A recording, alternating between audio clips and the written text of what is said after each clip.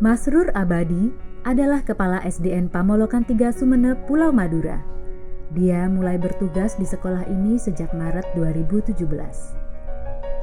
Sebelumnya, Pak Masrur pernah ditugaskan menjadi kepala sekolah di SDN Pangerangan 3 dan di SDN Peragaan Laok 4.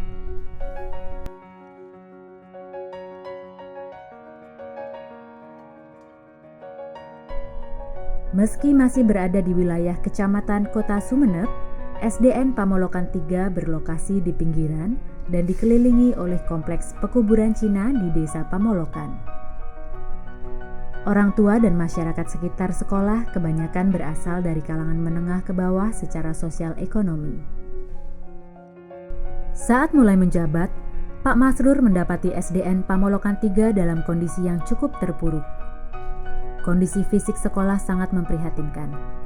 Teknik pembelajaran guru dan penataan ruang kelas masih sangat konvensional atau tradisional. Disiplin warga sekolah masih kurang.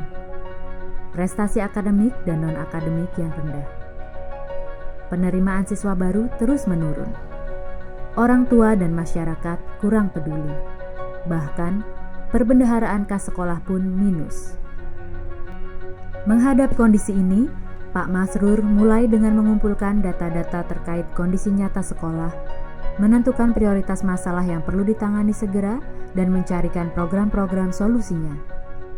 Mendiskusikan program-program tersebut dengan semua guru dan kemudian kepada komite sekolah dan wali murid. Program yang menjadi prioritas kepala sekolah adalah menata fisik sekolah dan sekaligus memadukannya dengan pengembangan budaya literasi atau yang disebut dengan istilah bedah kelas literasi.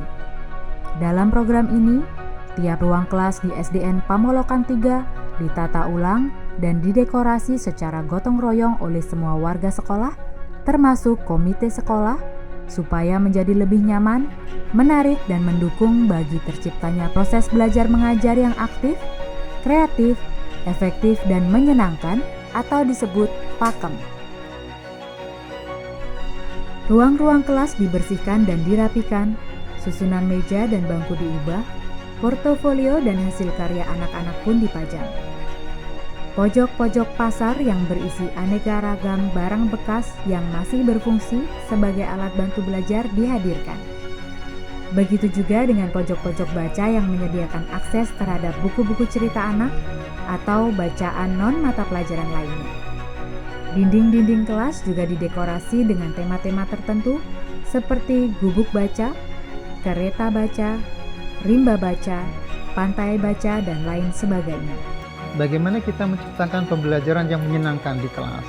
Bagaimana kita men-setting kelas yang benar-benar pakem?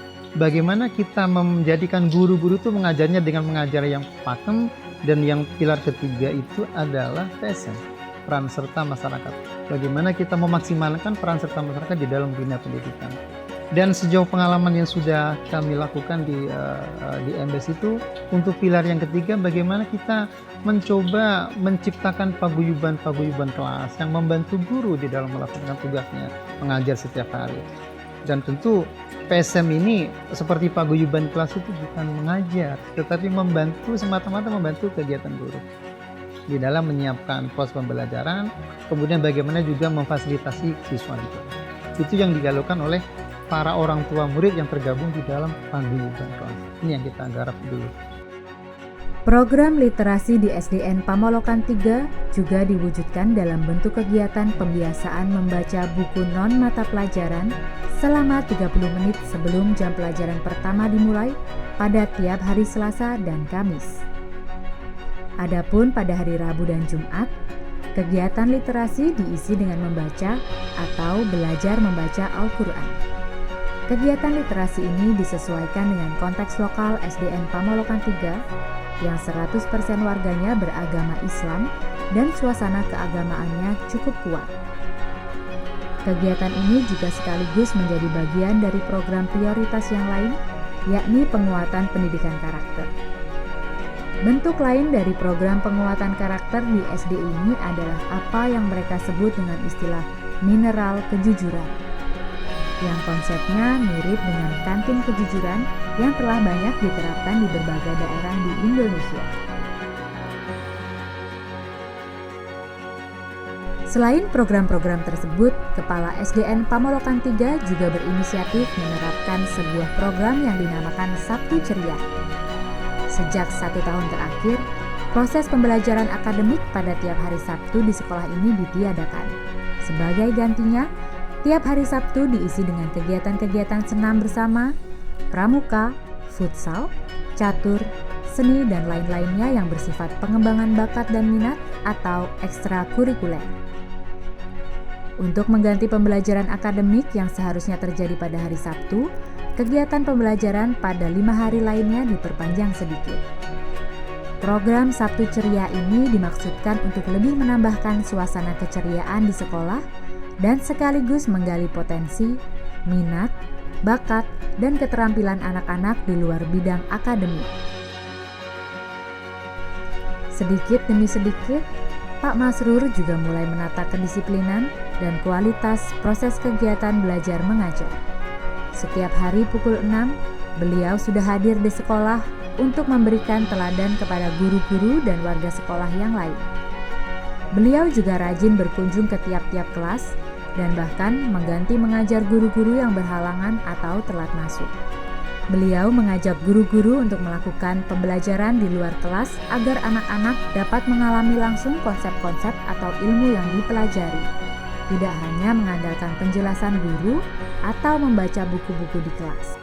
Pak Masrur masuk kelas-kelas, kemudian memberikan masukan-masukan. Pak Heru, ini coba kelola lebih bagus lagi, akan membuat anak lebih bahagia. Oke, seperti apa Pak Masrur? Didesain sesuai dengan tema pelajaran yang ada di kelas ini. Proses implementasi program-program sekolah, kepala sekolah juga menata kembali kepengurusan atau manajemen sekolah dengan mengganti bendahara, menugaskan semua guru untuk menjadi koordinator masing-masing kegiatan ekstrakurikuler, serta mendorong pergantian komite sekolah yang waktu itu dianggap kurang efektif. Meskipun baru bertugas kurang lebih 1 tahun di SDN Pamolokan 3, perubahan-perubahan ke arah yang lebih baik sudah bisa disaksikan di sekolah ini. Kondisi ruang-ruang belajar di SDN Pamolokan 3 sekarang terlihat jauh lebih menarik dan kondusif bagi terciptanya proses pembelajaran yang efektif dan menyenangkan. Mutu proses pembelajaran semakin membaik. Prestasi-prestasi di bidang non-akademik sudah mulai muncul. Budaya disiplin dan karakter kejujuran di kalangan warga sekolah semakin terbangun. Kepercayaan dan partisipasi masyarakat pun semakin meningkat.